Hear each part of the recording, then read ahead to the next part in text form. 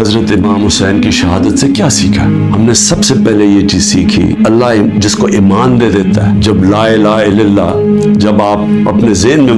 دعویٰ کر دیتے ہیں، پھر آپ کسی کے سامنے نہیں جھکتے۔ لا الہ الا اللہ کا مطلب آزادی، اور آزادی خوف سے بھی، آزادی اپنی میں سے بھی، اور وہ آتی ہے اللہ سے عشق کرنے سے۔ تو جب پتا تھا کہ وہ پوری کی پوری فوج سامنے کھڑی ہے، پیچھے نہیں ہٹے، جھکے نہیں، اور جو ان کی شہادت تھی، جس طرح علامہ اقبال کہتے ہیں کہ صدیوں تک مسلمان جب کھڑا ہوتا تھا ظلم کے خلاف، غلامی کے خلاف، لا الہ الا اللہ اور حضرت امام حسین کی جو شہادت تھی وہ ہمیشہ یاد رکھتا تھا۔ پتا ہوتے ہوئے ایک انسان کو کہ میں یہ جو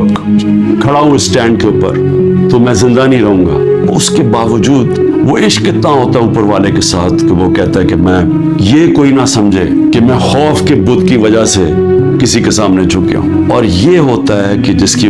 جو انہوں نے بیج بو دیے کہ ہمیشہ مسلمان دنیا میں ظلم کے سامنے جب لوگ کھڑے ہوتے ہیں تو ان کو یاد آتا ہے وہ اس قربانی کا، اور یہ بھی یاد ہے کہ یزید نے کیسے یہ ظلم ہونے دیا تھا، وہ کیوں کامیاب ہوا، کیونکہ کوفہ کے لوگ اتنے خوف زدہ تھے، اس نے اپنا گورنر، ظالم گورنر کو رکھا تھا،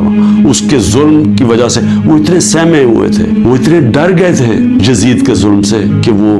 نکلے نہیں۔ انہوں نے اتنا بڑا ثانیہ اسلام کی تاریخ میں ہونے دیا، اور وہ ساری زندگی پچھتاتے رہے۔ تو آج میرے پاکستانیوں یہ یاد رکھیں، یہ جو ظلم کیا جا رہا ہے، آپ کے اوپر خوف ڈالا جا رہا ہے، جس وقت آپ نے یہ فیصلہ کیا کہ ہم رائے حق کے اوپر کھڑے ہیں، ہم ظلم کے سامنے نہیں جھکتے، ہم اپنی آزادی لے لیں گے۔ ہم یہ چھوٹا سا طبقہ جو ٹولہ اوپر بیٹھ کے سارے ملک کے وسائل کے اوپر بھی قابو کر کے بیٹھا ہے، اگر ان کے ظلم کے خوف کی وجہ سے ہم ڈر جائیں گے تو ہمارے سامنے بدترین قسم کی غلامی، اور اگر یہ اس موقع پہ، تاریخ کے اس موقع پہ ہم کھڑے ہو جائیں گے، ہم اپنے آپ کو آزاد کر دیں گے،